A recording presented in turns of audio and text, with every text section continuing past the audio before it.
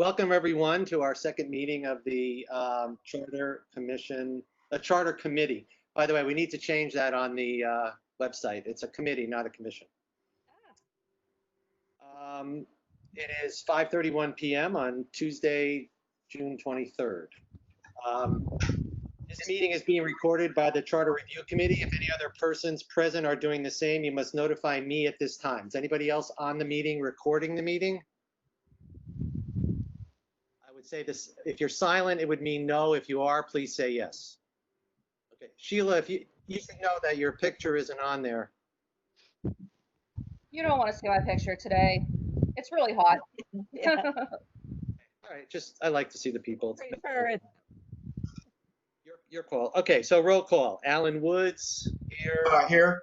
David Singer here. Aaron is here. John is not here this time. Chris Forgy is here. Sheila's here. Ashley, certainly welcome. And Mayor Rita Gardner is here. Yeah, I'll text John right now and see if there's something up. I don't see any members of the public, but they certainly are welcome to join us. All right, we have minutes. You all got an online packet. There are minutes from our first meeting. If people have them in if you do not have them in your possession, please let me know. And if people need a minute to review them, because that's the first time you're doing it, let me know that as well.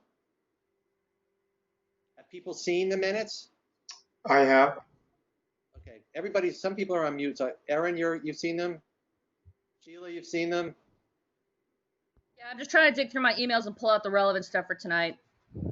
I want to have somebody make a motion to approve the minutes, but I'll wait until. So moved. Gilmore.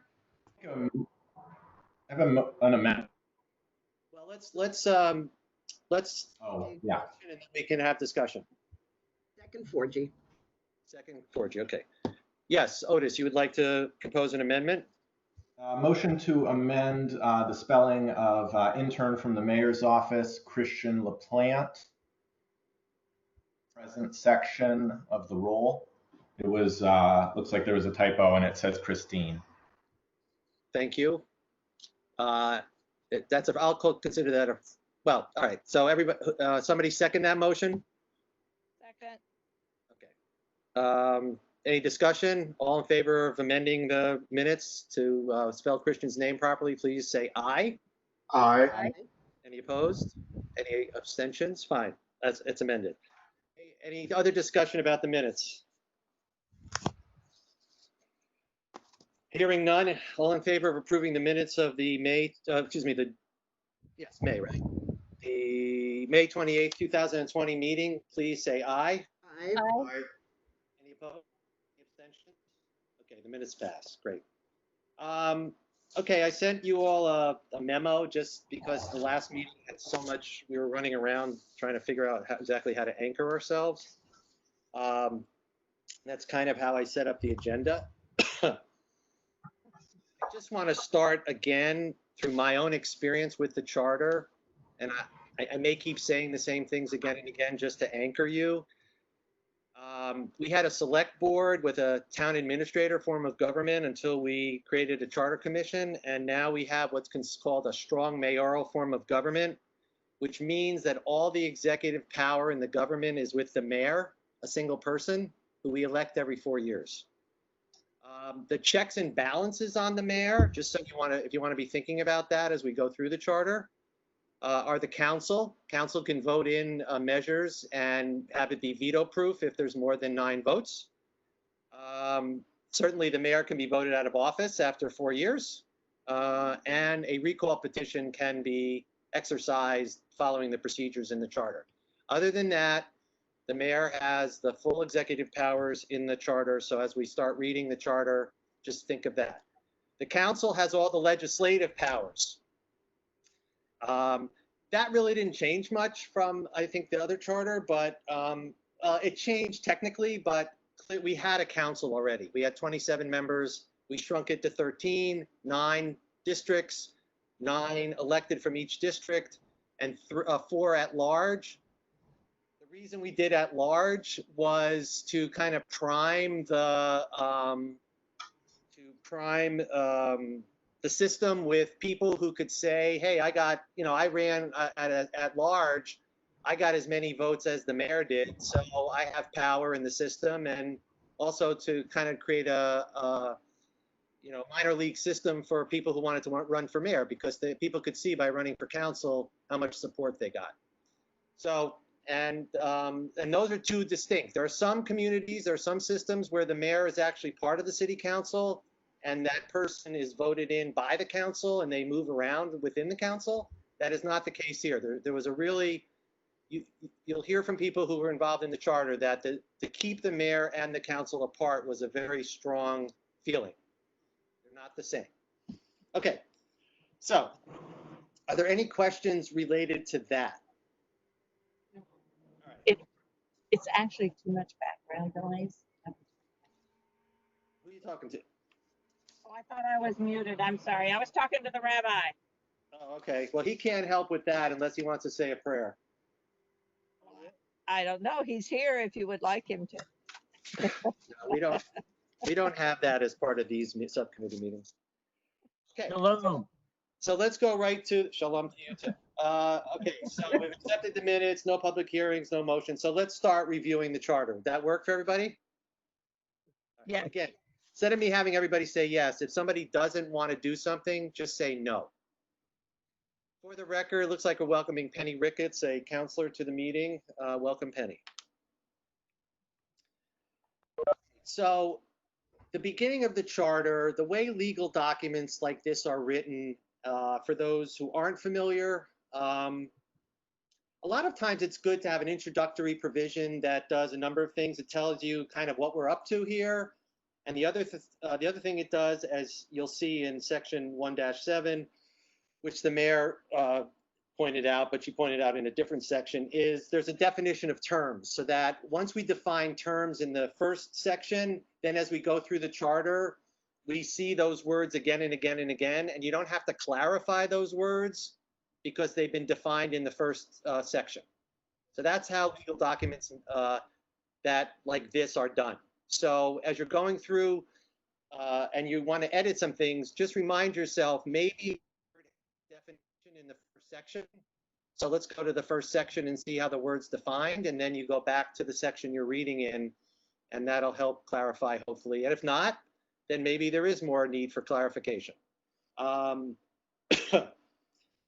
So I want to just say also that one of the first things that the 2010 charter did was change the word town to city. And as you can see, that has not been done on the online version. So I don't know why, but we'll hopefully we can make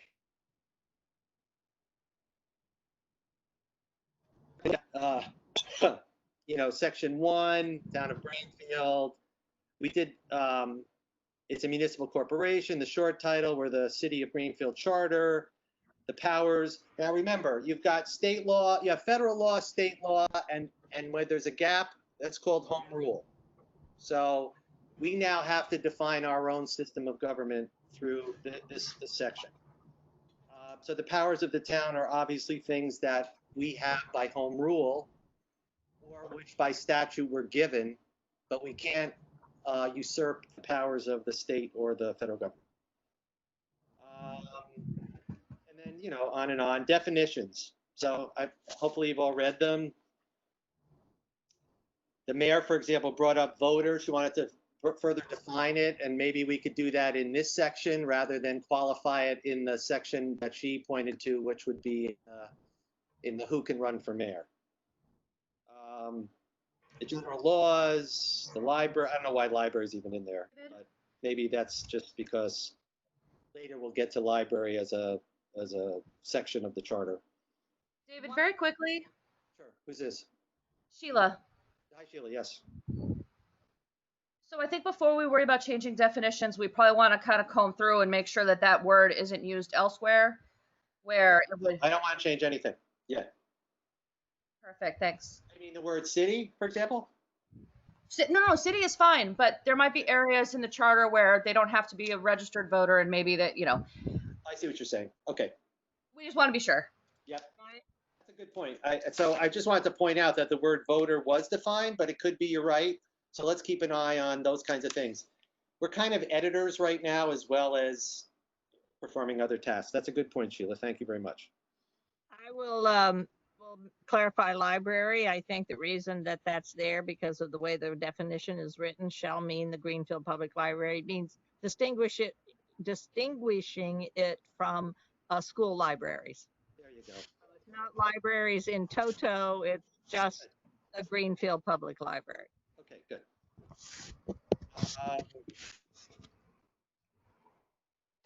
Something like majority vote would be an important definition. Is it a majority vote of everyone who is on the committee? Is it a majority of people who are there at the meeting when there's a quorum? So again, you'll see that when it comes up in the school committee. You'll see it come up a lot of times, majority vote. So that's important. And so we would hope that if it's not a majority vote of those present and voting, then we might want to say a majority vote of the full body if we want to distinguish it from that. So just let's keep that as something to think about. These are the kinds of things that become very important. They're not important now when you're running through it and you're glazed over, but it's very important when you get to a vote and then all of a sudden it's like, oh my God, there's 7 people at the council meeting. How can they do this? And, so then it becomes whether it's 7 majority or 7 of a quorum, which would be 4. So those are important things to think about. Okay, and there might be other words that we might want to define, but again, I'm not thinking that the that the committee really needs to do that, but clearly if something comes up that's obvious, we should make a recommendation to the council. So stopping there for a minute, Christian was really good at sending me some of the materials that came from the last charter committee and the report that was sent to the council, and then what the council ended up doing, and then the fact that there were other things that came up in the last 10 years. So I hope you've all had a chance to read those materials or review them. Again, you're going to glaze over when you read a lot of stuff, but as we get to a point in the charter, it might be like, oh yeah, I remember reading something about that. So I gave you all these materials so that you could have a reference frame for thinking about what to do and not feel like, well, what am I supposed to do? Why am I reading this? In what context am I reading this? Okay, any need to talk about anything at this moment in time? Legislative branch. Remember, the legislative branch, if you want to compare it, is like the town meeting. So all of you on the council are all representative of our. So the composition, I went over it. There's 13 members. And there's 9 that are elected from each district, and those are the only eligible voters for those folks, and then the citywide are the others. And that will come up again in the context of how to recall a member of that group, or how to, I think it comes up a couple of times in terms of, anyway, I don't remember, but we'll see. So just remember that that's how it works. The term of office, 4 years, that was not the original charter. The original charter was 3 years. The reason that it changed was because in order to do the 3-year cycle, we had to have the election in June, which is a town election cycle. Cities have their elections in November. And so in order to change it, we had to have an even number for the term. And it had to be on the off year from a presidential or state legislative election. So we're on the odd years, the reps and the president and the senators are on the even years. That happened during the last 10 years. And Christian and I talked about it, and just so you know, it did not happen based on the committee's recommendation. It happened based on discussion at the city council level and it being brought to the attention of the voters, and it was voted in at an election. This was not this was not the town council and the mayor agreeing to do this. If you read 43B and you continue to read it, you'll see things about changing the method of voting, which will come up when we talk about the rank voting, have to be done by the voters. How it gets to the voters, there are different pathways to the voters, so the council can do it, and if the council politically doesn't want to do it, then people can petition to do it. Either petition the council to do it, or I believe petition generally to do it. But again, I don't want to be the lawyer for this, but just so you understand, that's how those things tend to work. And who's eligible to be a counselor? It's any voter. You have to be a registered voter in Greenfield. And then there's a procedure for filling vacancies, which we can go over. And again, that has political ramifications. If somebody resigns early in the term, you'll go out to a special election. If somebody resigns later in the term, there might be an appointment to fill the seat. So that's important when it comes to what's on the agenda of the city council and who's going to vote which way. And then there's the officers. I don't know if we need to go through it. I think it's self-evident. One important thing is that I believe the president of the council has a lot of extra power.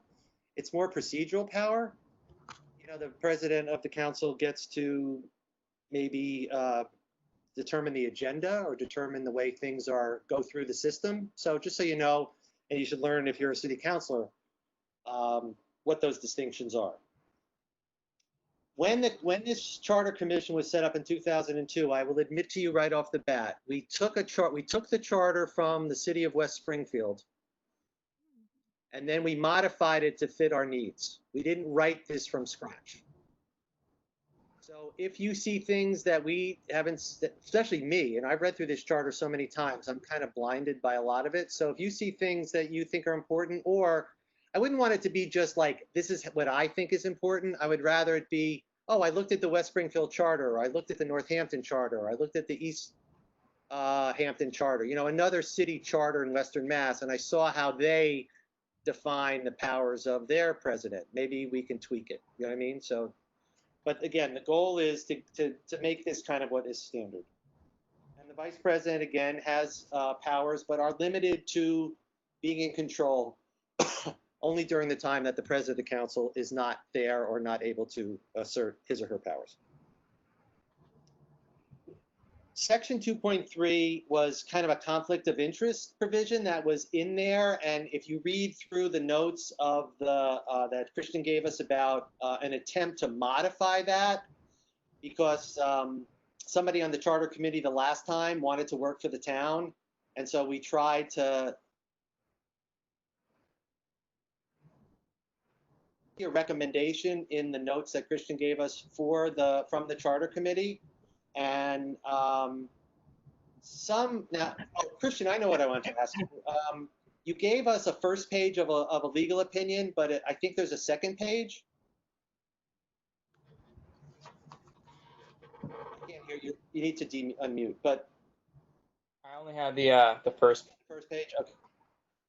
Well, so it did not get changed. So this is the original language from the charter. I personally thought it was fine, but I was willing to, in the last committee, to at least bring to the attention of the city council. And you'll see this language in other places too. I think it might be on the school committee as well. Any questions about this? This is just so that you're not, you know, it just feels funny that you're an employee of the town and you're part of the town government.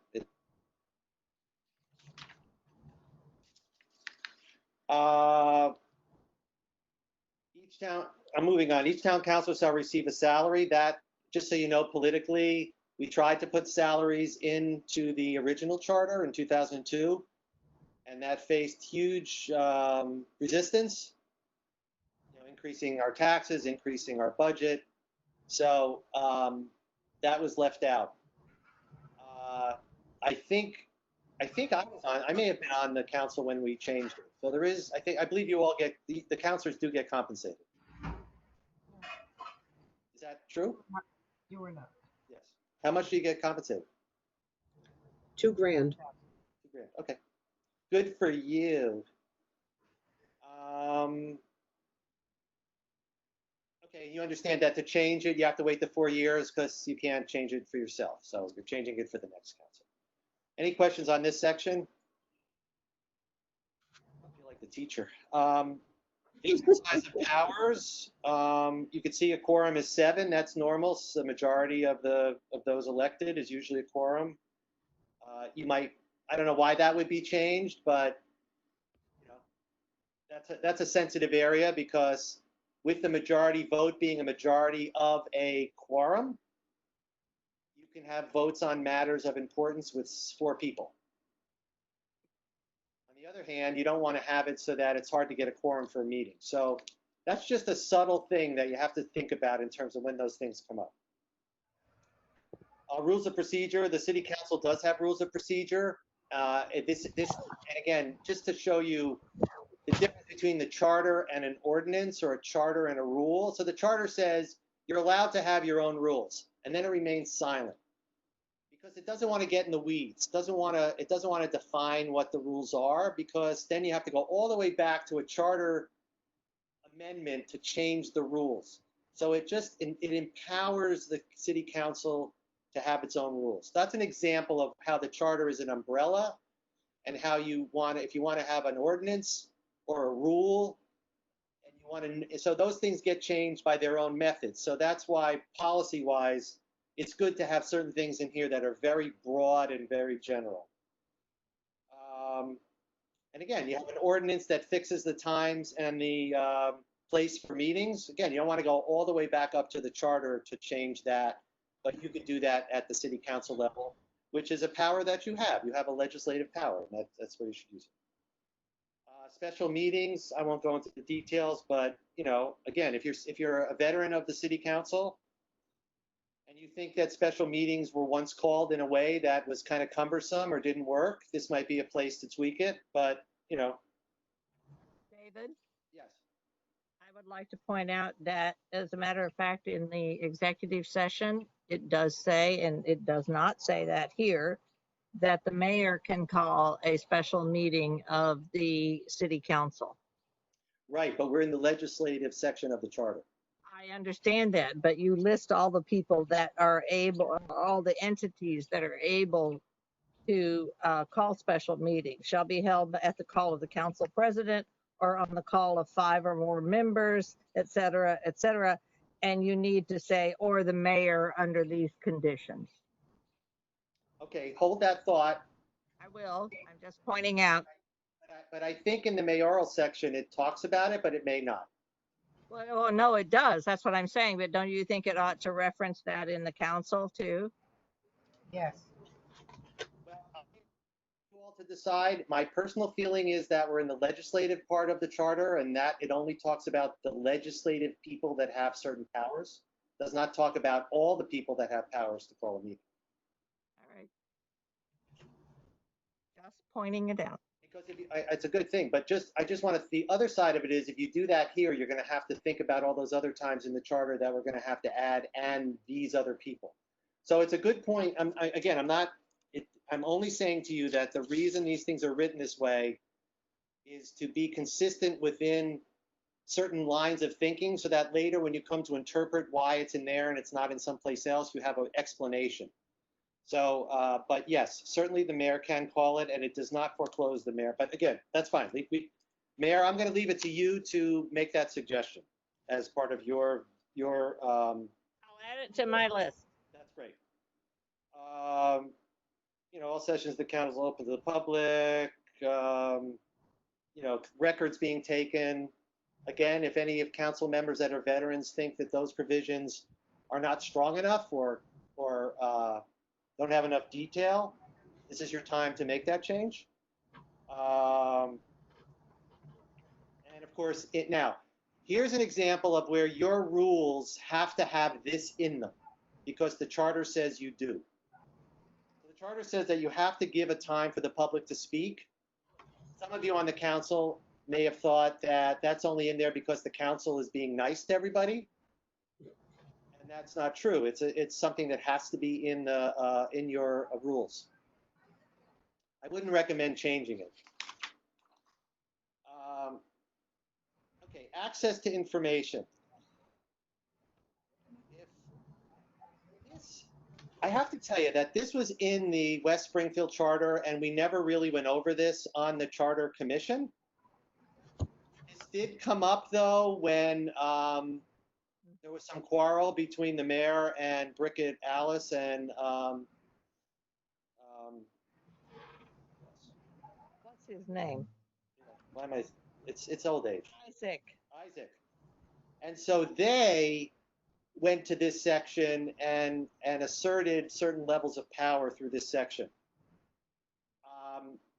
Again, councilors, mayor, this might be a section that you might want to fine tune. It was very awkward, not necessarily because this section gave the council certain powers, but because nobody really knew how to jumpstart the process. There was no real beginning point except the subpoenas, and so it was awkward. And it might be a section that might deserve. So I would give I'd give the council, and of course the mayor has to agree. I'd give you two, and the citizens, obviously, but just from the internal workings, it may be something that needs a little work. A town auditor. I think we tried.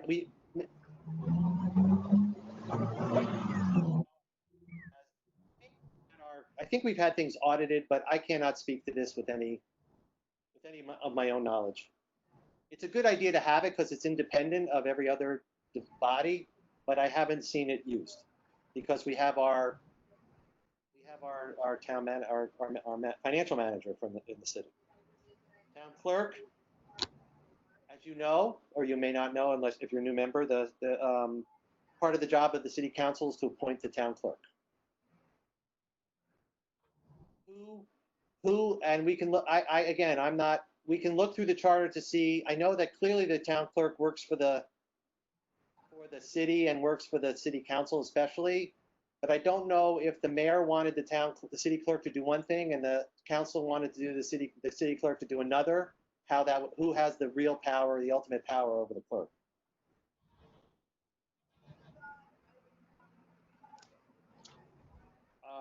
Removal, suspension. Okay,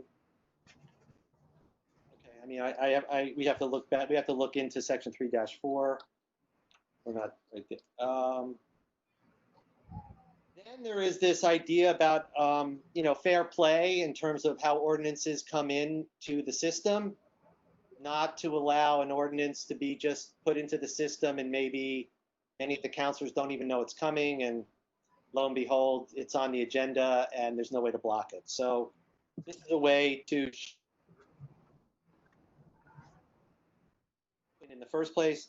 And as I recall, the emergency ordinance, I think, was put in a little later. I could be wrong. I don't see a notation there, but so if something needs to happen, then you can do it that way. Any questions about anything we've talked about so far? I would just add that there is an interesting dichotomy with the city clerk. It is my belief, and the way I have operated since January, that the city clerk is the clerk of the council. And if I need something from the city clerk, I don't ask permission necessarily of the council because it hasn't needed to be that way. Kathy is very responsive. I've never asked a difficult question or never required her to do anything. So I think it's that level of oversight in the charter that says, I don't know what, you just brought it up. I think what I'm saying to you is I think that is an important section for people on the commission, the commission, whichever, to think about, for the simple reason that in the future, I don't want the city of Greenfield to have a mayor that thinks the city clerk belongs to him or her. It's clear in the charter that that's not the case. So you might want to think about that. Kathy's pretty clear about when I've overstepped my bounds, which I don't think has really happened.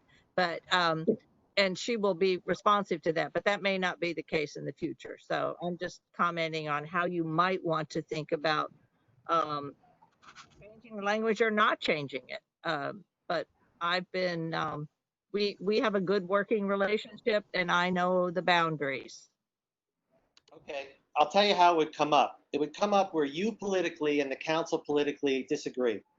Yeah. And you want the clerk to do something because that helps you get the matter moved closer to resolution.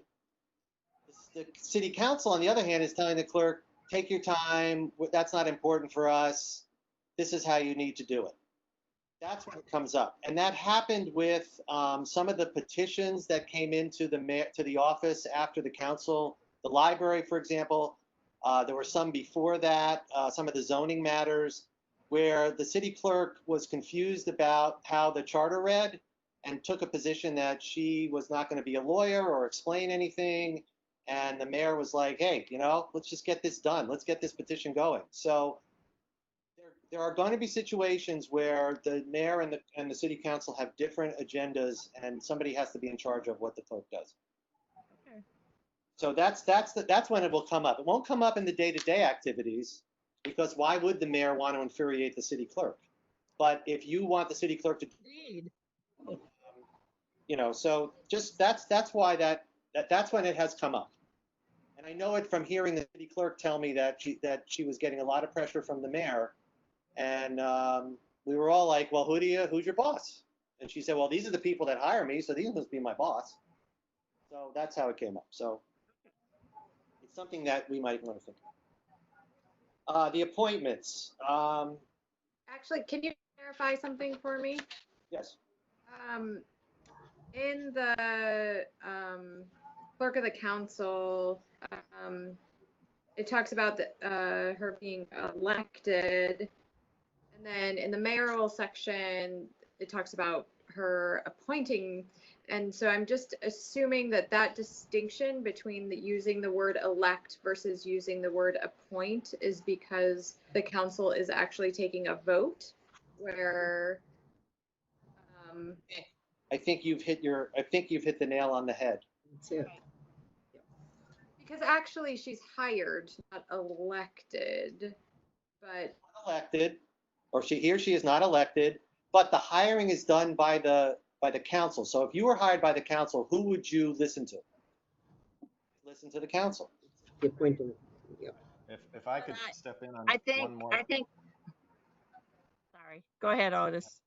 There's one more thing, which is there's been a lack of clarity over who reviews job performance of the clerk, especially because the role is split between clerk and city clerk. And I'm not actually even sure whether or not that has been clarified. Okay, so that's good stuff for the council to think about when they come, and also I guess all of us, but at least the council can see that. And Mayor, thank you. When we go through the executive, Erin, where does it say that the clerk's appointed?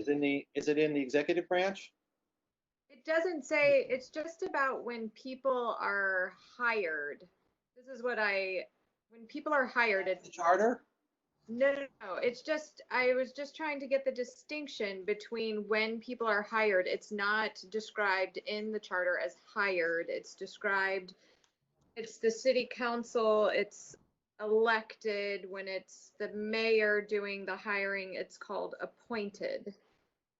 So I was just trying to understand that distinction in vocabulary Sure. of the hiring, because when I think of elected, I'm thinking of more broadly the people electing somebody to serve, not just the council. And so, and even the same thing with appointing. Appointing to me doesn't sound like going through a process of hiring, but I just wanted to get that distinction as we move forward. David, I think I see the reference.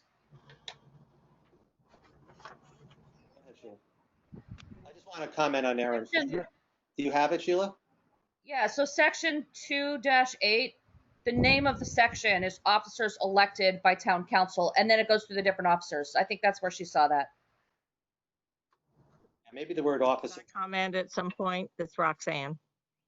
You want to comment, please?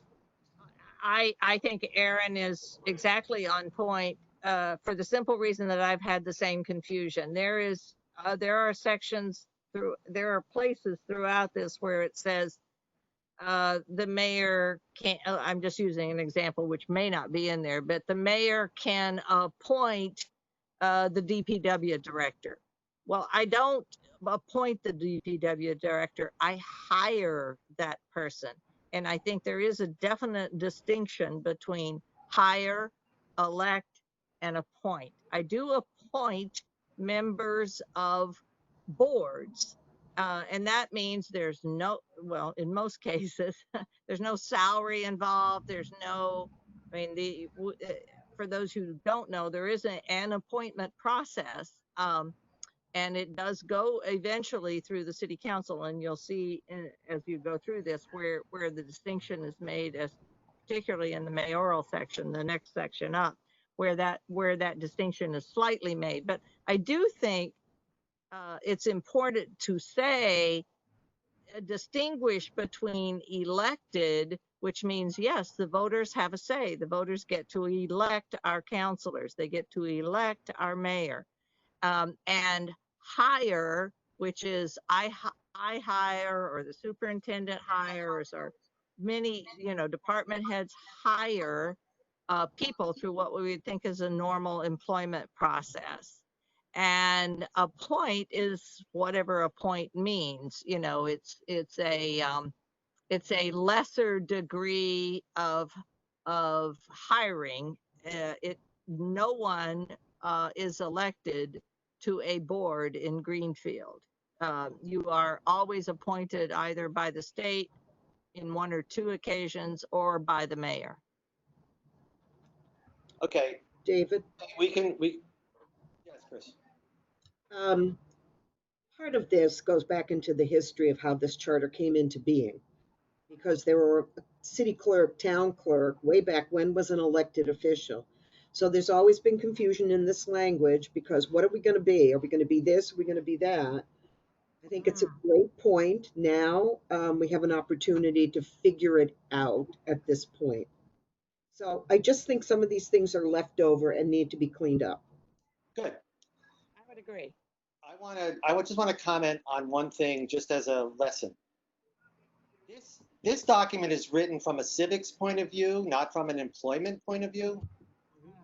So one person appoints, many people elect. That's all it means. So if you have more than one person, they vote to elect. If you have one person, that person appoints. A multiple themselves who it's going to be. So elect and appoint are civics terms, and that's why they're used here. Hire is the next layer down of what happens when the mayor appoints the person, then she goes about signing a contract or giving that person terms of employment. So I would just like to make sure if we make this change that we at least, and we might want to start making a list for the town lawyer to at least tell us whether that's a good idea or bad idea. I don't think using the word appoint stops anybody from hiring. No. I think the word elect stops anyone from hiring, but those two words are civics words. That's why they're there. An election is when two or more people decide to do something. It doesn't have to be the voters. It can be whom the board votes. You vote. We're going to vote. We're not the vote. We're not the. So just keep that in mind when you think of those words. But it's clear in the charter, nonetheless, that who's in charge of the clerk is not clearly defined. Yes, and just to illustrate your point, David, this is Alan. In the city auditor, it says the city council may appoint. And so your terms were just saying that it's only one person that would appoint. In the city council, because it's more than one person, it should say elect. Yep, so that's a bad word. Yep, absolutely. So those words should be looked at. May I just say that for those of you who don't know, we do have a new city solicitor. I will be just talking to him tomorrow about a number of issues. And I will put him on notice, which I haven't done yet, that we do have this charter commission review going, the charter review going on, and that he may, just so he understands the total scope of work, that he may receive questions. So I would like to ask, because we are also trying to control our legal costs, that as you go through this, you come up with a list of questions and issues that we might want to put forward to a new city solicitor, or to any city solicitor. So that doesn't, our employment law and our labor law is still handled by Gordon Quinn, but we have a new city solicitor, and I will definitely advise him tomorrow that he needs to be reading the charter, getting clear on the charter, and expect questions coming from this committee.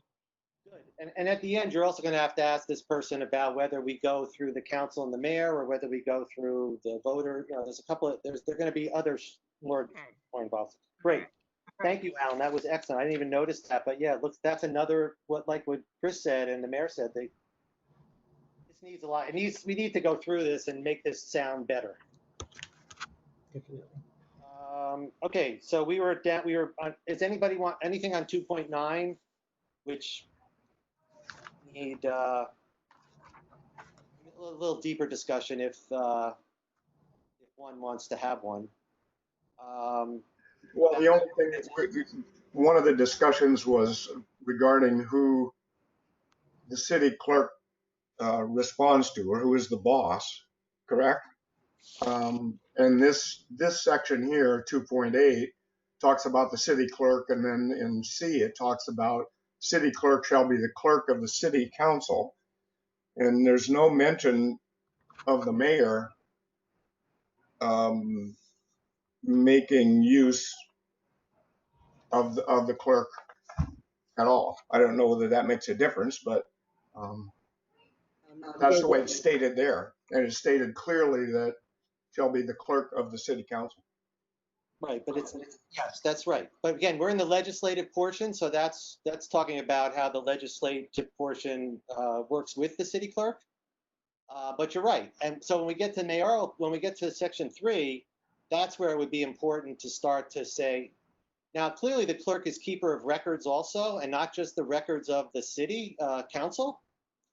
So even dog licenses and things of that nature, those used to be under the jurisdiction of the select board. So that kind of jumps up to the, however mundane that is, and I'm sure you could think of more important things, but those records are under the control.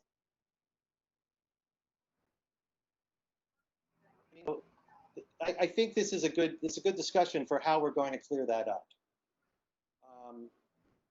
But I've always, it's absolutely clear that the city clerk is the clerk for the council, and the council relies totally on the city clerk to help organize and keep the records and keep the minutes and everything else. So that is an absolute, I mean, I think that's a foundational piece. The question is, how do we broaden or better define, some of the stuff that we'll run across as we go through this.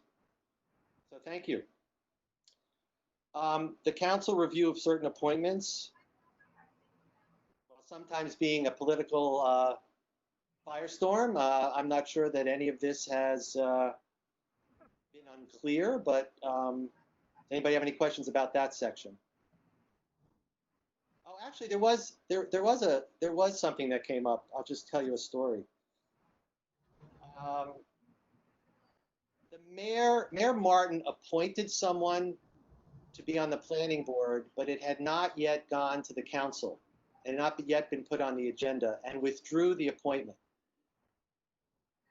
So the question is, how much, where does it move into the council's? I mean, how does that work? I mean, it may not even have to do with the council so much, just about what does an appointment mean under this section. personally, I think it should go through the council to be a real, I would think the mayor has the discretion to appoint and take back an appointment before the council starts to take it up, or before, I would think, because it's an executive decision, but just something that happened, and I took that position, that it was within the mayor's power. The reason for the 35th day following, the reason there's that in there is to make sure that the mayor doesn't appoint somebody as something's coming up that's really important. So to stack the board for a decision. So at least it gives the flavor of 1 month the person has to wait. So it can't be a totally, but you can wait 2 months, I'm sure, and have the same result. But that's why it's in there. I would only add that sometimes that can be a problem. You may have a board or a commission that has actual adjudicatory, you know what I'm trying to say, authority. Not all boards do. And it is necessary to reach a quorum in order to make a decision that might make a difference more broadly in the community. 35 days before they can join. At least it does say from the day the mayor made right appointment. So it doesn't often get in the way of actual business being done by the city, but it could. So if you wanted to entertain a 14 or a 21 day period as opposed to a 35 day period, it might make governing easier. That's all I'm saying. It's not offering an opinion on that. Most of the rules in here are to prevent bad behavior, not necessarily to help make good behavior. But look at the first sentence. That's why this issue of 2.10b, appointments shall become effective unless the council shall reject the appointment. It doesn't say that once an appointment is made, the mayor has the right to pull it back. So it seems to say that the only thing stopping an appointment is the rejection, not the mayor pulling it back. So I think I'm putting in here that, when is an appointment, besides the council, when is an appointment an appointment?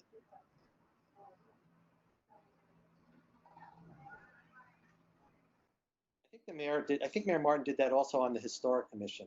I'll try to think of things to blame on Mayor Forgy, since she also was mayor, but I can't think of anything right yet. Except the council did pull back on one of my appointments. They did reject one of my It appointments. seems to say that they can, but okay. They most certainly did. I was there. I will just say that there's going to come a point in time in the very near future that I hope I never hear. It was because of Mayor Martin. That's just a general comment, and I know we're being recorded, but Well, since we talk about things in historical context, that's never going to happen. oh, I see. Okay, well, I guess I'll just have to live with it then. Okay, so it talks about vacancies, the next section. I guess it's in the same. Yeah, filling of vacancies is 211. Anybody that makes sense? So what happens is that if it's too close to the election, then it goes to the election. I think I said it backwards. When it's too close to the election, then you wait for the election. Otherwise, an appointment can be made. The appointment gets made by the president of the council. That's the only person that can make that appointment. But the council has to approve it by 2/3 vote. So you can, obviously, if the council says, well, we don't like that appointment, then they vote it down. But the council, other members of the council cannot make the appointment under this charter. So that's a strong power of the president of the council. I have a question as that section relates to a section 39B, and I can wait till we get there if you want me to wait, but Yeah, can you do that just so it will make more sense when we get to it? In other words, it'll be in context. Oh, thank you. All right, any other questions about legislative which I'm sure this won't be the end of it, but all right, you guys are great. All right, now the executive branch. So this was a spot where the mayor asked to further qualify the definition of voter. And I'm wondering if that should be done in the definitional section or in this section of the charter. So we don't have to talk about it now, but that's the section that she was talking about. I want you to know, it was very important to the Charter Commission that first wrote the charter that the mayor held no other job. The whole thing was about having a full-time professional mayor, period. And the person who I can't name ran into that problem also, but it looked like that that was just a false rumor. Term of office is 4 years. And I want you to know, again, just if you want to, when it says until a successor is qualified, it means that if for some reason the election got screwed up or there was a delay in the mayor being able to, the new mayor being able to take office, the current mayor would remain in office until that person became duly qualified. There would not, those words help make sure there's no gap, because obviously the mayor's term would expire December 31st, but we don't have a mayor. What are we going to do? So the words until the successor is qualified means that the person stays in power until the person who's supposed to come in after that person becomes qualified. And if there's an issue about the qualification, the current mayor remains the mayor, unless that person wants to resign. But that person will have the powers of the mayor under the charter. So you might see that phrase there at times, and that's to make sure there's no gap. Does that make sense? Just a term of art, but that's what it means. Can I make a comment, David? Yes, sure. So we saw this year that Mayor Martin left on December 31st and Mayor Weidergartner came in January 1st, but those are both considered holidays when city offices are closed. So I wonder if it doesn't make sense to move that back by like a week so that we're not hitting a holiday. Because I remember there was a day, I believe Mark Smith had to come in and take care of something. It's the memory is a little vague to me at the moment, but that's something that we should consider since those are holidays. You know, you're absolutely right, because what would happen is that you have the successor has been qualified, but yet the mayor can't get sworn in on the 1st, so we don't have a mayor on the 1st of January. You're absolutely right. Okay, so 3.1, that's an easy one. Can you, since you like that one, Sheila, can you give yourself a little note to that? But I'm going to take a note on that. Yeah, no problem. So you want to say the 2nd day of January or the 1st? Or maybe we could just tie it to the inauguration. That way, if it has to change, because the 2nd could be on a Saturday or a Sunday, or, I mean, we could just say until the next mayor is inaugurated. It does say the first business day, does it not? Yes, that's what I was going to point out as well, that it says the first business day, so that only be not a holiday. Yeah, that could only be not a holiday. Right, but if the mayor's term expires on December 31st, then you've got a couple of days in there where anarchy will just take over. We won't have anybody steering the ship. Sheila's correct. It could be a situation where, while it does clarify the first business day, it could be a situation where, but What it means is that the former mayor will be the mayor on January 1st.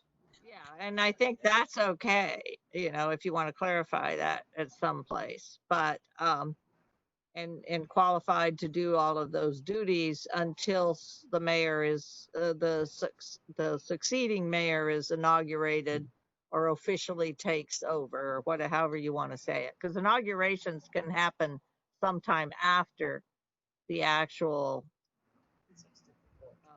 date in which they are taking office. I think this is Otis and have trouble with the internet, so I hope you can hear me. The qualified, to me, I take that to mean the person in question has sworn their oath of office. but I don't Right. know if I'm making an That's true, assumption too. there. That's true. That's exactly right. Thank you.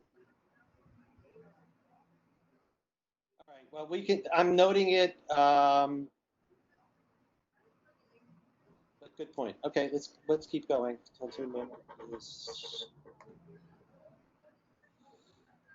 On the compensation, that's a leftover. Again, there was a lot of pushback in the original charter about what the salary of the mayor would be, and I think right now it's tied into an ordinance, right? Isn't there an ordinance that talks about the mayor's salary? Doesn't the council determine it ultimately? The council eliminated that part of the ordinance this year, I believe. Certainly, Councilor Wheeler or 4G could clarify that, but it isn't, that piece of it is no longer in, or even Councilor Gilmore, no longer in the code. It was mentioned in the city code. The code specifies the mayor's salary. It has been changed recently, and I would say could be looked at further. But this part could be eliminated to the effect that the mayor mentioned in the email by moving, I forget what it was, D up to C or whatnot. D becomes C. So take it out, you mean?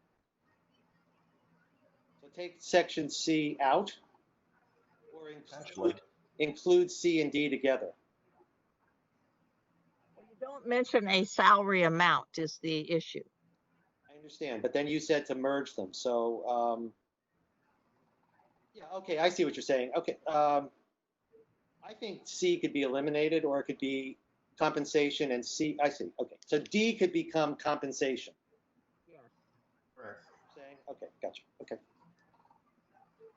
I looked at some other charters, and in this, for compensation, many of them had the exact same language. I mean, none of the ones that I saw had an actual amount listed. It just basically said the city council establishes the salary, and a little section about when an increase would become effective. So it may be useful to look at some of the other charters, because they all the ones that I saw had the same section, the same words for this section, and Greenfield sort of was set apart, at least from the 5 or 6 that I looked at. Again, the minimum salary was put in there so that the council couldn't vote that amount down, and that we would get we'd get candidates who took seriously the fact that at that point in time there was a $70,000 salary. So, Aaron, to your point, that's a leftover from getting the charter passed. Points out and you point out, it doesn't serve any purpose anymore. There should be language, and if you have other language that would make it clearer, but it really is up to the council creates the salaries, and they do it by ordinance so that it's not in the charter vis-a-vis the fact that the charter is so hard to amend, but ordinances are based on the current political climate. So if you want to make a suggestion, Aaron, or as one of your things to do, that'd be great. If compensation moved down to D, that would be at least a good starting point, and we remove the whole section C, as the mayor had pointed out. But again, I don't want to get in the weeds too much, but that's a leftover. Okay, section 3.2, the executive powers are all in the mayor, or through the mayor's agencies or employees. The mayor being the chief procurement officer. Also, just so you understand, the mayor is the branch that can initiate spending. The council cannot, but the mayor cannot spend without the council's permission. So talk about a check and a balance. That's the biggest one right there.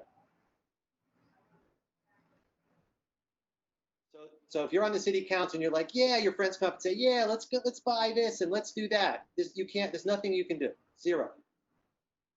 But if the mayor says, let's buy this and let's buy that, and the city councilors are all being told, no, no, no, those are too expensive, then they'll never be purchased either. So that's why and I think that's an excellent check and a balance, which was in the other form of government, but it's now one person, the mayor, versus the bodied feeling about the city council.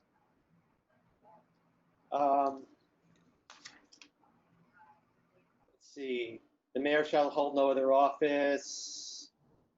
Yeah, so E is the same as the legislative. That you can't be part of the town government. You can't be an employee of the town while you're the mayor. And then F is an interesting provision to the extent that so the mayor can sit on any of the committee, every multiple member body of the town. And there was a question of whether that included the council. I was in a minority position on that, but regardless, the way our government's set up, the mayor really has to she cannot sit at the table of the council. Great. There was a suggestion to amend the charter at the last, in 2010, that really didn't go anywhere. And I think that in the last 18 years, that's been the position. But like I said, some mayors are actually elected from the city council in some charters. That's not the case here. It's absolutely distinctive, separate bodies. And I think each, especially the council, I think, felt that they wanted to hold on to their own, to their power without the mayor sitting at the table. Any question about that? What about the ability to be chair of the school committee? Yeah. That's coming up. Mhm. Okay. I can wait. I don't know if that's in the mayor section or in the school committee section. I don't remember. Let's see. Appointments of merit. Okay. The Greenfield Redevelopment Authority. The mayor shall appoint members of the board of trustees. So those, Madam Mayor, there's no issues with. You'll have to tell us whether you think those are powers I would think you'd want to retain. I'm sorry, what do you, C, are you talking about C? C and D, those are just special appointments that are statutory. Yeah, I think they're statutory. I don't know that we have the power to change them. Okay, well, okay, that's fair enough. Mayor may in writing remove or suspend people. Again, that's a power. That's something I don't think the mayor would want to change. I don't know if anybody else. I'm sure this is standard. Yes, David, I have a question. Can you hear me? I can. Okay, I'm sorry. I think I was cutting out earlier. So we were talking about how the mayor's not a member of the city council, and I know that that's kind of. So I'm not a lawyer. The only familiarity I have with any kind of legalese is labor law. So we talk a lot about past practice. Is that something that would also apply to the charter, where we just rely on past practice, or is that something we would spell out specifically? The charter is not about past practice. So is that something we want to add, or is there no reason to add it? It's up to you. It's up to us. It's up to the city council and the mayor. But Okay. that created, the way it's written now created a question. The question has been resolved by the council in general, saying that the mayor is not part of the city council. Okay, we'll sleep on it then. Yeah, it's silent, which creates the ambiguity, but there's nothing in it that says affirmatively that the mayor is a member of the city council. It's under, let's see, well, yeah, executive powers. Yeah, okay. So that's something that could be discussed or clarified, if that's what you're saying, Sheila, to say not including the city council, and that would make it very clear. The composition of the council does not define that the mayor is on it. in contrast, the composition of the school committee does show the mayor as being a part of it. So that's sort of that as one of the differences that indicates that the mayor is not on the council, but would be on the school committee. You're correct. The term we're using here, which is different from what you're defining, is ex officio. Yeah, that's true. So ex officio gives you the power to do everything except vote. You can actually even make a motion. Yes. So that would be the question. Yes, you're absolutely right. That no, nobody's saying that the mayor would be a member of the city council, but could the mayor be an ex officio member of the city council? That's the question before you. At least with respect to this section as it's written. But yes, that's a good point. Thank you. Good. Let's see. Then there's things about employment. Again, Mayor, is there anything in the charter that you feel, maybe I haven't looked at it in this regard, but through that section about that hampers your ability to deal with employees, or but that's your employment section. Right. If you're asking me to answer your question, I think I stated in my memo that all other sections under Article 3 are written as they are written currently, beyond the two that I commented on, are essential to governing all aspects of our city by the mayor. And I think that is true. I think you have to think of it to a certain extent in the context of all of the responsibilities that a mayor assumes, and many of them are related to employees. So I don't, these are all part and parcel of how we conduct the city on a day-to-day basis. It's very important to be able to handle employee issues. Most of our employees are under contracts. So that's a check right there. Mayor can't just be very arbitrary in how he or she delegates, decides what happens to a particular employee. There are certain employees that are not under contract, and I think that's fine. There's not enough of them to really make a difference. And I think they are part and parcel of how good governing happens and how efficient governing happens. So if we go through this, if you need more explanations or examples, I could certainly provide them. But On a more global level. Yeah. On a more global level. Sorry, go ahead. I'm sorry, I'll just say, I'll reiterate, I'm fine with the way the rest of these sections, both as someone who wasn't mayor, but also as someone who is now mayor, operates. All right. Are they clearly written, I guess, is a simple question too. I think if they hadn't have been, I would have pointed that out, but I'll certainly review them again for future discussion. Okay. Thank you. I would accept whatever other people may think. I don't know if we'll get to the issue of mayors on the school committee tonight, but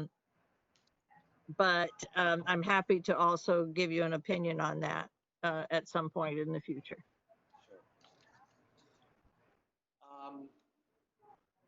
Our people's tolerance level is 7 o'clock where we want to go. That would be an hour and a half. I mean, we're doing good work, but this is, it's a little tedious. And so let me know at 7 o'clock how you're all feeling. And I don't know if we're going to get to all of this by 7. I'm trying to get us through this so that we can get to the good work sooner than later. But it seems like this is good. It's important for everybody to understand the nature of the charter before we can maybe tries to make recommendations. So.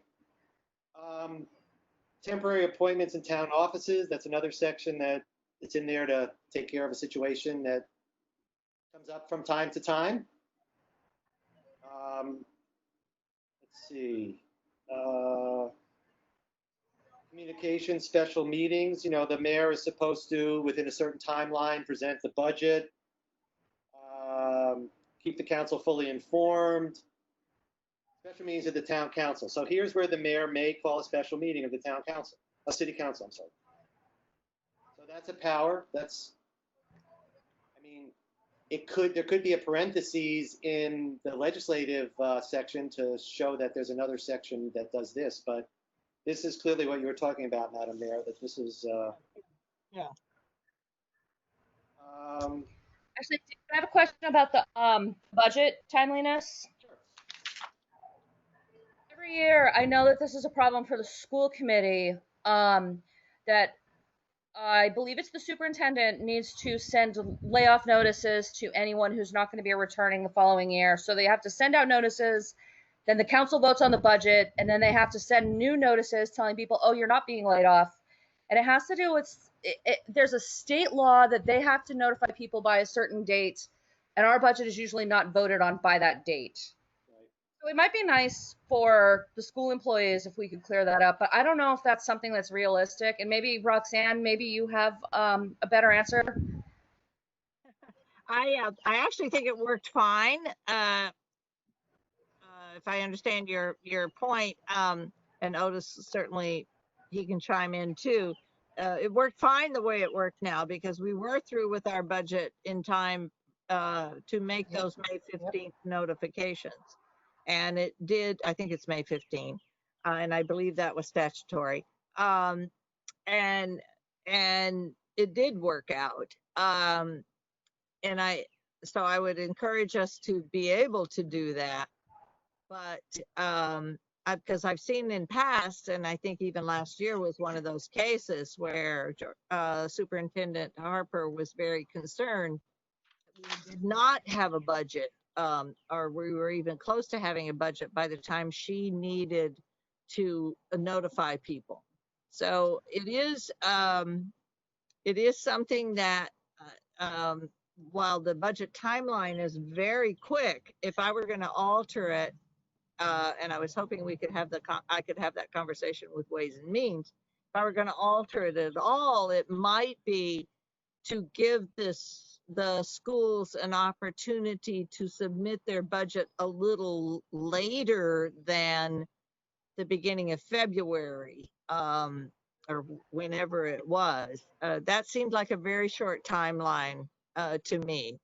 So I'm open to a discussion as a member of this body to based on just the short experience I have as to how the budget timeline works. But I do think it worked pretty well this year, particularly in terms of notification of layoffs. But I'm open to discussing that for certain. If I may jump in, the superintendent has talked to me about this in the past, and I would expect her to have an opinion or some input at least once we get to the school portion of things. But I haven't talked with her in depth enough to know what exactly she would help her out. I do know it was more of a problem last year than this year. So Sheila, I was elected to the school committee in 1994, and we had the same problem. So either the problem hasn't been corrected, or it can't be corrected, or we're going to be the geniuses that figure out how to correct it. Some of it is dictated by the state's idea of what a proper deadline is, which is, of course, as we've seen this year in particular because of the pandemic, all gone out the window.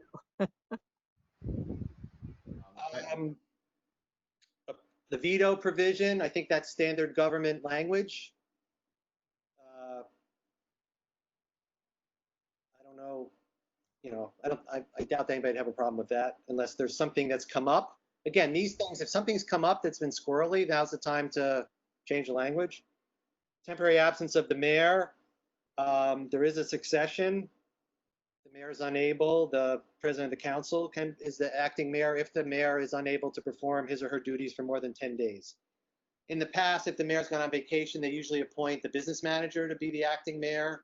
just because the leader of the council is also a civilian and it's a little, that person might have a job to go to and might not be able to figure it out. So, and then the powers of the acting mayor are obviously limited because that person wasn't elected to be the mayor, but you want to give a period of time where that person can do their good work before you go into the vacancy piece, which is if for some reason there's a vacancy in the office, how do we do it? Now, the 39 months, so 4 years is how many months? I wonder if this was changed.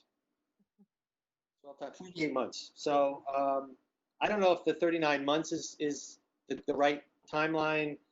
I mean, I don't know, it's just something to review. So somebody might want to go through this in their minds, like try to think of an example of the mayor being vacant before 39 months, after 39 months. Is that the wrong time? Is that the wrong time frame? Is that the wrong marker in the sand, the red line, whatever that word is I'm looking for? So let's see. Yeah, the president of the city council shall become the mayor during the last 9 months. So again, I don't know. It hasn't happened. I don't think it's a bad result since the president of the council obviously holds high esteem in the community. But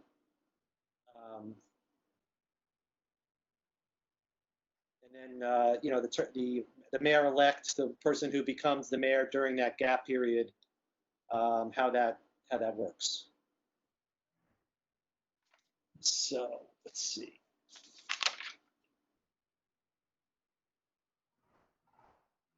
Can I ask my question about this section and how it relates back to the 211? Sure. To you're talking about the mayor being the chair of the school committee? No, this is basically it says the president of the city council becomes mayor.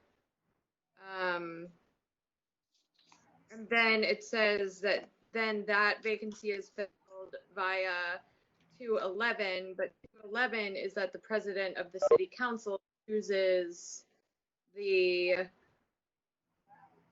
choose who would be in a vacancy. And so I just wonder. Simple answer. Yeah. Section 2 is about a vacancy on the city council. Section 3 is a vacancy of the mayor. So Yes. So the city council has no jurisdiction to determine who the mayor would be if there's a vacancy. Yes, but the city council president would become mayor. And so then dealing with a vacancy on the city council, and there's no city council president anymore. The city president has become mayor. And so then who is making the decision about the vacancy of the city president? Does that then become the vice president because there's no president? I always imagined that the city president, the council president, and being mayor and council president, that the person would have both jobs. Just to take, but that may not be a good idea. Yeah, maybe we should outline this so that it either clearly states that the vice president becomes the president, or that the city council would have a new organizing meeting to choose a new president, but it might be nice to have a clear idea of what would happen, like Aaron stated. I think yes, thank you, Aaron. In fact, I never thought of it that way. And I think it's a good suggestion as well. So what happens to duties of council president? No longer council president?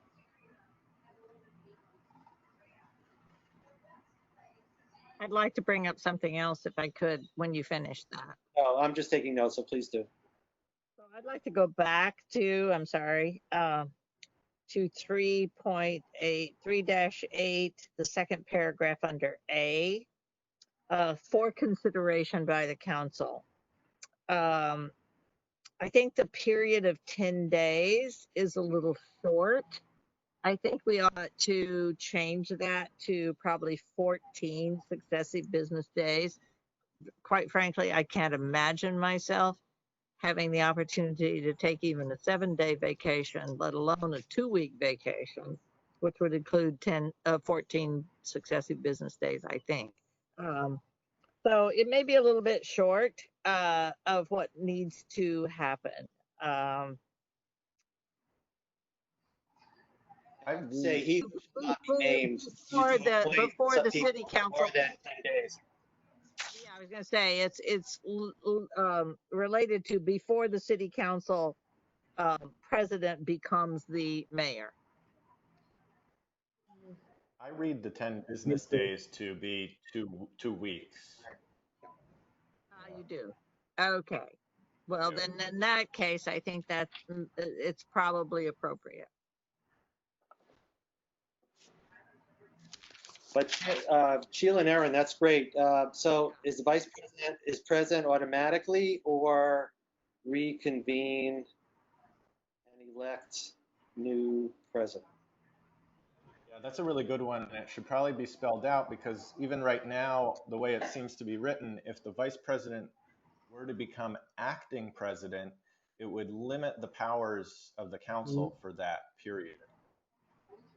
Yeah, and also if the vice president, when I'm thinking if the vice president becomes the president, we still need to find a new vice president in case that person gets sick or has a personal emergency or is otherwise unable to attend a meeting. Right, but would the vice president be the only person elected at a special meeting, or would the special meeting be to just start all over again and elect new officers, which is, I think, your point. So, and Yeah, I think we can hash out the details later, but I think we don't want to have just a president with no vice president. I think this needs to be, I mean, who am I to say, but I think this provision needs to be done. Something needs to be done to make this clearer. Yeah. So you might on the council side, when you're reviewing the language, you might want to make a suggestion on to how that would play out. Of course, we all can add in, but the councilors themselves, feeling the moment of their power. Great. Anything else? Thank you. This is excellent. Anything else on the two, legislative and executive? Okay. Yes, Mayor Wiedegartner. It's 6:53. I'd love, unless we get bogged down, I'd love to say that we got through the school department. I was very sensitive to Sheila's comment last time about many of you are meetinged out, and if we can get through these meetings being a little longer but not have as many meetings, that would be great. So if that's okay, let's forge ahead. So the school committee, 7-member, I think, is it still 7? We haven't amended that. I've lost track of this. 6 members now, by elected, and the mayor serves as the 7th member. 4 years, I think, for each, kind of similar to voting for your city council. Things when it comes to school committee. Everybody runs on the full town election. School committee members shall, at the time of election, be a voter. That might be written awkwardly, but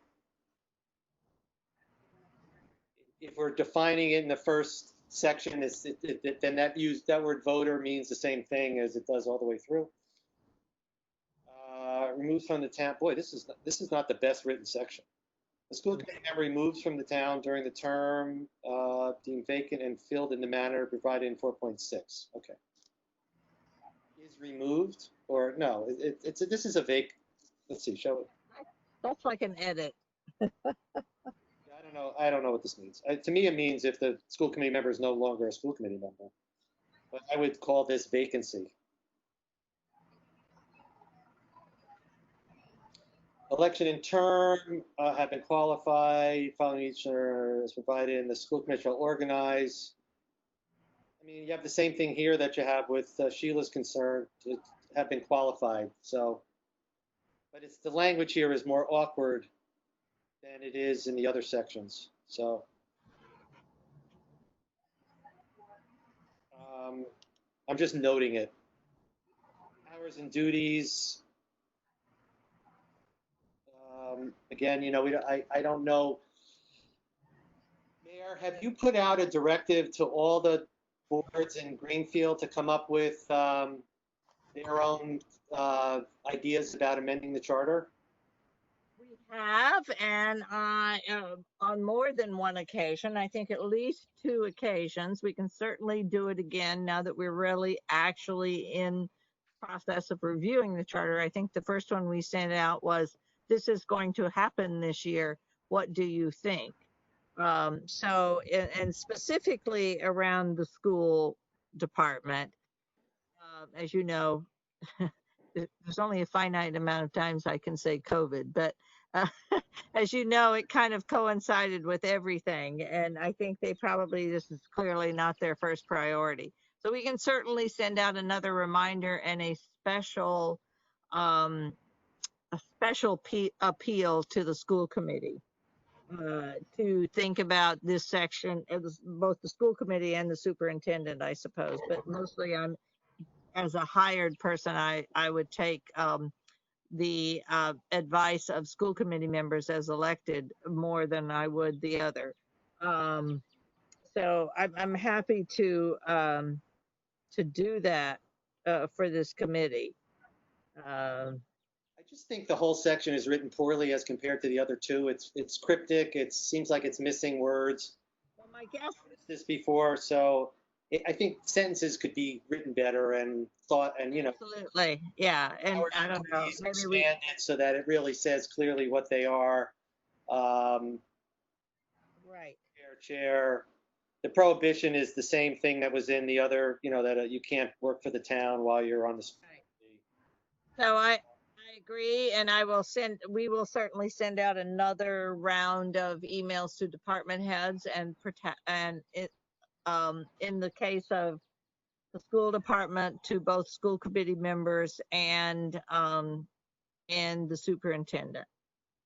Happy to do that. Thanks. I would, at some point here, I understand the time frame, and I certainly don't think any of us should be required to go past 7:30 if you want to know my opinion on that. I'd like to end closer to 7, but yeah, well, okay, that's 2 minutes from now according to my clock, but I would just simply talk about the term of office just to get that out there, if you don't mind. no, go ahead. Term of office is 4 years, right? Oh, so you probably remember back all those years when you were on the first charter commission, you and I had a disagreement about, because I was school committee chair at the time, as I recall, or very shortly before that I was. And I had a very distinct opinion on whether the mayor, if we ever had a mayor, should be a member of the school committee. I now, in this position that I hold, and having observed over time the importance of having a mayor on the school committee, don't feel that way. I feel like it is important. What concerns me about the way this language is written, and I think it's been this way forever, is that you never have a voting board that has an odd number. I mean, has an even number on it, for the simple reason that it generates many tie votes. Now, that may or may not be the tie always goes to the chairperson to vote. So if the chairperson is not voting, that's one thing. But if the chairperson is voting, then you have an issue if you have a 4 or a 3-3 in this case. Give me an example of when, if the mayor can vote for his or herself, if that's what you're talking about. I mean, doesn't the mayor make the 7th person? Yes, no, the mayor makes the 7th person. And that's why it's written the way it is, that the mayor, but is it really written that way? I guess that's what I am saying. Do I have the power to vote? I don't think I do. I have the power. I mean, maybe I'll have to go back and look at it, but it says with all the same powers and duties as the members elected by the voters as the school committee. Then yes, I think that's why it's important to have of the mayor being a voting member. If you decided to change that, you would have to, I'm saying if you decided to change that to be more reflective of the multiple member body point in the earlier part of the charter, you would have to either reduce the number of people elected to the school committee, or you would have to increase it so that if the school committee is the only group allowed to vote, there can never be a tie. In most cases, there could never be a tie vote. There has to be a majority of one. Okay, so my memory is that the last sentence in section A was put in to answer your question. The mayor is elected by a different system. So you're not elected, you're not a school committee member. The mayor is on the school committee as part of the charter.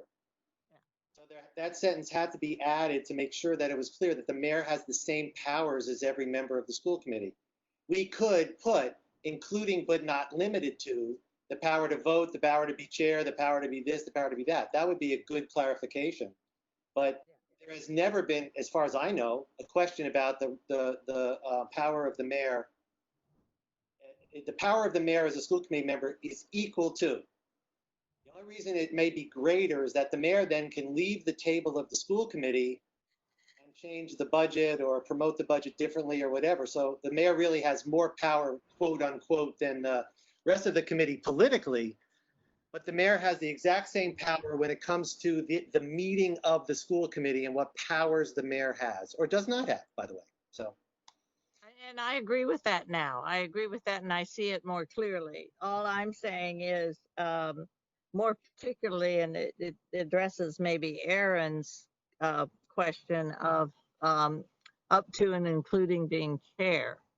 I can quite frankly tell you that I would, as a mayor, I have enough on my plate that, and I think any mayor would, that I would not want to be the chair of the school committee. Having been a chair of a school committee in the past for a number of years in a row, that is a big job if you take it seriously as a school committee member. And it is totally appropriate for that person to be chair because they were elected by the people to be on the school committee. Along with the mayor, who is elected to be mayor and is on the school committee by charter.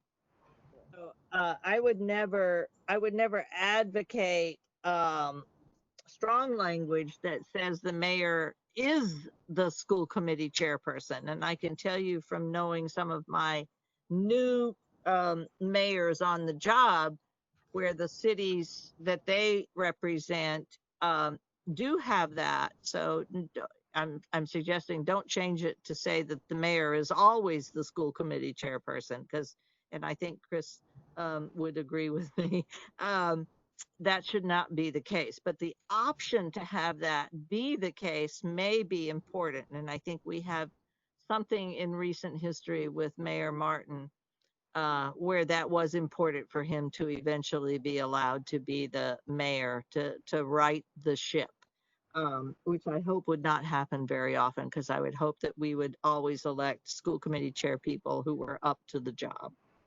So I think a succinct way of saying that is, I think the mayor should be on the school committee. I think it's important that the mayor be able to vote along with the rest of the school committee members, to make that seventh vote. But I don't think it's imperative that the mayor be the chairperson of the committee. If you want to change it so that the mayor can never be the chairperson of the committee, then that's a different discussion. That's a good idea. Aaron, this is where you wanted to bring up that notion, right, about the mayor being, now what section? Well, it's whether or not the mayor should be able to be chair. I do remember when Mayor Martin was chair, and as a citizen, I heard a lot on the other side of grave concern that the mayor was mayor and school committee chair. Now, of course, I don't know what else was going on there, but I know from the citizen side there was concern about the consolidation of power there. So I respect what Mayor Rita Gardner said about it, and I would want to hear from the school committee and from others as to, I mean, I think it makes sense for the mayor, from my perspective, to be on the school committee and to be able to vote, but the chair piece, that consolidation of power seems odd to me, but maybe it's more common than I realize. Okay. Well, at this point, if the mayor is a part of the school committee, as is clearly written in that section, and can be elected as chair if the mayor decides to pursue that, and the committee favors the mayor to be head, but I don't see any reason for there to be a requirement for the mayor to be head of the committee. It's not written there, and I mean, to me, at this point, it seems relatively clear as it is. Yeah, the mayor has all the powers and duties of any other committee member. Get back to thinking about what David said at the beginning of how the charter is this greater umbrella, and that the school committee actually has the authority to decide this question ultimately, and that if the charter were changed, it might actually reduce the authority of the school committee by taking some of that power out of its hands. Yeah, there are three options. I mean, you either don't have the mayor on the school committee. The school committee. Maybe there's more than three options. Mayor on the school committee can't be chair. Mayor on the school committee voted to be chair. Mayor on the school committee always the chair. I think that the more mature way of doing it is to give the school committee itself the power to decide for itself how it wants to proceed. Yep. So so the mayor needs three other people to become the chair. And, so what Aaron, you might have heard are concerns like, well, the mayor bullied three other people into voting for him, and so therefore, that's not right. But that's those situations. You don't want to throw the whole thing out because of a bad situation. So I think it's fine the way it is because it's worked. But I don't want the mayor off the school committee. I don't think, because the mayor really has to be the champion in some ways of the budget. And if the mayor doesn't know when I was on the school committee, I would go over to the executive side and they had no idea what was going on the education side. All they cared about was that we kept coming in with high budgets and they didn't like it. And I felt like, well, why don't you come to a school committee meeting once and you could see why we're coming in with high budgets? Well, now the mayor has to sit on the school committee and know why the budget is the way it is and work with the superintendent and the school committee in a direct way. I think that's a good thing. The rest of it, I think it should stay the same myself, but that's a personal feeling. But that's why we did it, so that there'd be a connection. The school committee would be looped into the other divisions of government. Instead of begging for money with the legislative branch, they also sit day to day and show the mayor why they're a great school system and why the mayor should support the budget. That's how we did that. David, there's also a real important piece to this as well, why it was done. It's because of contract negotiations. Oh, even better. It gives the mayor the heads up as to where these negotiations are going. and what the expectation will be for the settlement and how that impacts the budget as well. So I would never want to remove the mayor from school committee, but I agree with Mayor Weidergardner right now. I would never want to be chair of the school committee. All right, so that could just remain as, I mean, we've had a discussion, but the charter right now is the way that it feels like Mayor Rita Gardner and Councilor Forgy with, but okay, so so we're done. We're done with that piece of it. Okay. Unless there's any questions. So this is, anybody have any questions or comments? I thought it was a good meeting. I hope you all did. I have one question before we go. In the school committee 4.6 of the filling of vacancies, just it says whenever a vacancy shall occur. And I didn't know if it made sense to have any sort of time frame in there, or if it's just like. No, I think that's good. I think the whole section's poorly written, so all these suggestions are excellent.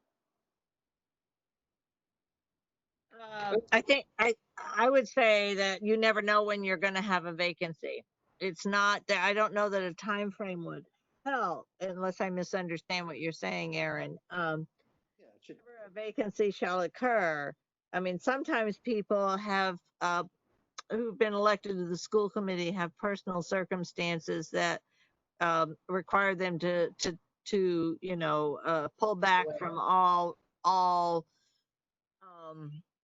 quote unquote volunteer efforts, and they need to focus on whatever the issue is. So they resign. That certainly happened under my tenure, might have happened under as school committee person, and probably may or may not have happened under David's. But so I think it's important that we don't do real specifics about that. The policy as it's written, I think it conforms to what happens when there's a vacancy on the council, but I'm not going to say that I know that certain because I haven't compared the two. But Yeah, for example, in Article 2.2-11, Aaron, there is no timetable for filling vacancies of the city council. In other words, the president isn't forced to do anything. It says with 90 days, so it makes a time frame for which you would not fill it, where you would just leave it vacant. Like for the council, you would just leave it vacant until the next election. Yes, that could be written to mirror the vacancies in the city council. right, and sometimes that's also the case. On the 79th day, that person resigns. There's no reason to fill that vacancy on the school committee for a short period. There may not be any reason to fill that vacancy for that very short period of time. Allow people to understand that they can step up to the plate and run for office. You would think by the 79th day somebody of a person's term ending, but you never know. It's very complicated. You may have just been elected and now you have to get off, and there's 3 years left on your term. 2 years and so many months. That term needs to be filled just to satisfy the quorum requirements of the law. So there may be a reason to have a time frame in there, but I'm saying we need to think about that carefully. Yeah, and if I can add, I think that we see less competition for school committee seats than we see for city council. So we want to make sure that if we're filling a vacancy, we're filling it with someone who is informed enough that, they're going to do the excellent job we need them to do. So it feels like leaving it loose allows the chair of the school committee a little more latitude in whether they want to just wait until the next election or if there's only one applicant, then it doesn't feel like there's any vetting process. Does that make sense? It does. It doesn't address, though, some other failings of this, which are in the council level, the president gets to pick the person and then the rest of the councilors vote. Here, that's not the case. So everybody would have to agree on the person. I mean, so it comes to like, let's sit down and talk about who we're going to appoint or not. When we had the selectman form of government, the way I was on the school committee when there was a vacancy, and it was a combination of the select board and the school committee voting and reaching a majority. As was I. And well, actually, you and I were on the committee when that happened. And it's unusual, but that's how it worked. Here, you're going into the school committee, which is no different than the councilors picking their own, I guess, it's the same way. But you don't have and it's not clear here that the mayor can participate, although I would say that the mayor can participate. So you're going to have 6 people. If there's 7 people and 1 leaves, you have 6 people deciding, how's that going to work out? You know what I mean? What kind of shit show is that going to be? So maybe this whole thing should be rewritten with a lot more in mind to think about. And Sheila, you want to make sure a good person is appointed. You also have to, and to add to that is the idea that you don't want this political shit show to happen on the school committee where people are like, appoint somebody. There's a good person that's available. And 3 people say no, and 3 people say yes, and it just doesn't go anywhere. So, And we did actually have council, you need 2/3 vote. Let's make it. This is something I think that needs some attention. Again, I've only seen it happen. It doesn't happen a lot, but when it happens, everybody's going to look at the chart and say, "Who wrote this? What's going on with this? Is terrible." It has happened in the past 3 years where the council president was the deciding vote, and I certainly was Council surprised. president? Yes.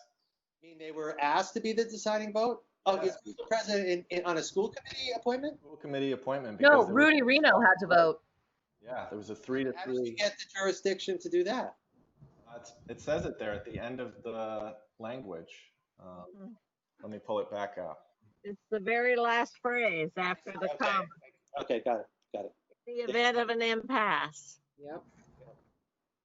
I don't know what the impasse was on that particular case. I don't recall. Otis, you may have a better recollection. But yeah, I'm not sure that that's even appropriate in that language. To me, it felt unusual because the school committee had multiple interviews with the candidates, and they, I think, took multiple votes, and they could not get beyond the impasse. And so, to me, from the outside, it felt like someone who hadn't been there from the start made the appointment. Now, I mean, it was a good appointment. The appointment, it's a current school committee member, but I was surprised by the process. From an historical perspective, now that we're talking about this, I can think of the way, and it may not have occurred under your watch, David, but there was a point in time when I was on the school committee that we had to vote to fill someone in. And the way it was written in the days of the Board of Selectmen, the chair, so that would coincide with the city council president, the chair of the Board of Selectmen could break a tie. So the meeting in which we had to deal with the appointment, which was certainly agreed to by all the members of the school committee, but, well, not all, because we had a tie vote, but the chairperson of the selectmen was asked to attend the meeting, and he was able to break the tie. So it is something of a holdover, as we are seeing with this charter, from past practice, or the way it used to happen. So Just offering that as a historical perspective. So Otis and anybody else who was involved in that, did it feel wrong for the council president to be the tiebreaker? Yes. That Penny? I thought it was unusual because they hadn't been part of it from the start. It was a really interesting case because it was broken down on all sides for basically political differences. And so you would have ultimately had, I think, the same appointment had the school committee chair made the appointment. So it wasn't a bad result, but I certainly would be interested in hearing from the school committee members about how they feel about that. We should look at other charters and see how they break the tie.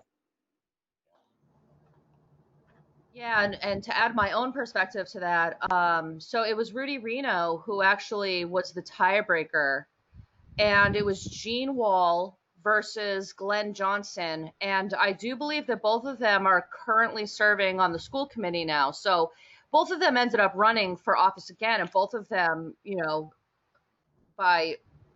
from everything that I can tell, have been really dedicated, great members of the school committee, and we're lucky in that regard. But yeah, it's very easy to see how it could be like if you have the wrong person as the city council president and the wrong people trying to get into places, there's always the possibility something bad can happen, but that's, why voting matters. Right. Okay, so I think that's an important provision to clean up, and I'm interesting. Okay, so I would think the school committee might, on their own, when they're asked to provide their concerns, this might be one of them. So we may not be surprised to have that happen.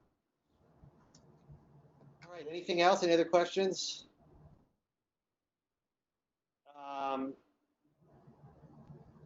So a couple of things. Would people be willing to just plow through the rest of the charter like we did tonight in the next meeting? And then we'll be done talking about the charter in July. And then, dare I say, maybe we could take August off and meet in early September when people come back, and we can look at a lot of the suggestions and start going then. Because I think we're going to have to meet more than once a month, or we're going to have people looking and writing and thinking about stuff if we're going to reach the December. Remember that we just have to submit the report by September. Nothing has to be December. Nothing has to be voted on. The council will take it, and they'll move on in 2021 with it. So good about plowing through the review process next time, like we did tonight. I guess I have some questions about how council, for example, would go about making recommendations to change the legislative section, because certainly it could go to committee chairs and be discussed on the floor at council, but I'm not sure whether or not that's an efficient way to go about it. Seems kind of circular if you're going to be ending up with it, right? Exactly. Okay, so maybe then you, the members of the council that are on the charter committee, can use your methods of learning from other members, things that are important, just to raise them. And then, of course, now, let's say Penny has a specific thing she could tell you.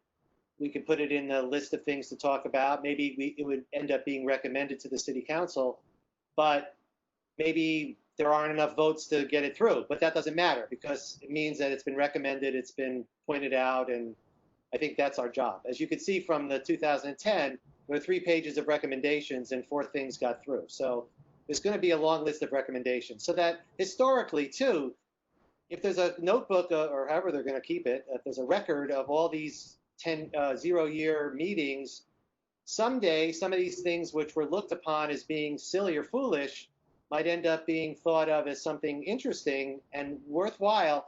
And the historical context might help somebody 30, 10, 20 years from now to say, oh, this is why it didn't happen then. It's not like it's a bad thing. It's just that they weren't ready for it, or this is how the world was back then. So I'm looking for a report that is as broad and lengthy as possible, with us making recommendations by vote of us, and also trying to help the council to know whether this is needs to go to referendum or can go to the mayor, or both, so that you can bring it to referendum if you think. But just those 3 things, I think, should be part and parcel. So we did a good job tonight of even pointing out things. But I think the hard part is getting into the weeds a little bit and writing some sections. Right. Even if the council doesn't agree with them, they'll be thrilled that we at least made an attempt. You know, we went out and looked at another charter to put that in, and like Erin said she did, and maybe others have done, and that would be a suggested change. So that's a good point. So we don't have to wait for the council to do anything then. It'll come about. So in September, let's say, if we start to really get into the weeds, you as members of the council can tell us what you're hearing. And of course, I would recognize any council member that came to a meeting and spoke out and said, you know, that's my own personal choice. And we're going to have, I would like to have at least one public hearing to give people a chance to speak on the city level. I know there's people out there that want the ranked voting, for example. And there might be, I've heard maybe some refinements to the Public Safety Commission based on, you know, what's happening with the George Floyd situation. So we have a lot of work to do. So can we plow through this in July? So what would be the date? A Tuesday? Oh, I guess it was the fourth Tuesday, right? I would ask if you think you need, in order to do that, we've seen how long it took to get through 2 sections. Do you need 2 meetings in July if this is the process on which you wish to proceed? Well, we actually went through 4 sections, and there are only really 3 more substantive sections. 8 says charter committee, and 9 says, you know, this is how the laws of the land will be while we have a void in the charter. But you're going to get in the next meeting, we're going to get to the petitions, and you know, no, everybody wants to have something to say about those petition provisions. But I don't think we need to use July's meeting to get into the weeds. We can just say, you know, and you know, just so we can get a general feeling of what everybody, and then maybe I can explain, or we could all explain to each other if we've done the homework, what those provisions are about, why they're in there, why are the voters allowed to petition when they've elected 13 people to do their work? You know what I mean? What are the thresholds? What kind of things should we be thinking about thoughtfully about where those thresholds might land?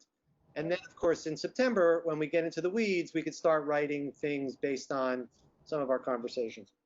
I think we could do it. With all respect, I'm not saying, Madam Mayor, that we can't, that we. I'm not saying you shouldn't. I think you're right. We've done very good work here tonight, and I like the way you've directed the meeting to focus us on both why things are in here, but also how we might want to change it. So I'm just suggesting that it's more about what people's time frame is. If you're going to take the month of August off, which I always heartily support, because almost everyone else does too, then just know that September, October, November are going to be very busy months for you. So council members need to understand what's going on during that period of time, and what other people feel are going on as well. I feel confident that we can reach the December 31st deadline. So based on what we said last meeting about picking a particular date and time, it would be July 28th at 5:30. Does that work for everybody? Yes. Okay with me? Yeah. I hope to be on vacation, but I won't guarantee that. So it doesn't hinge on me being part of this committee, but I may not be there. You could be in the meeting remotely from anywhere you are, so that's not a problem. Not on your life. All right, fine. All right, we'll talk about, we'll go back to the executive branch on July 28th and talk about it. Yeah, right. Thank you. So if there's no further anything, I'm skipping through all the other items, which are just these boilerplates, and I'd ask for a motion to adjourn. Moved. Wheeler. Second. Gilmore, second. All in favor, say aye. Aye. Aye. Opposed? Any abstentions? All right, have a good July, everybody.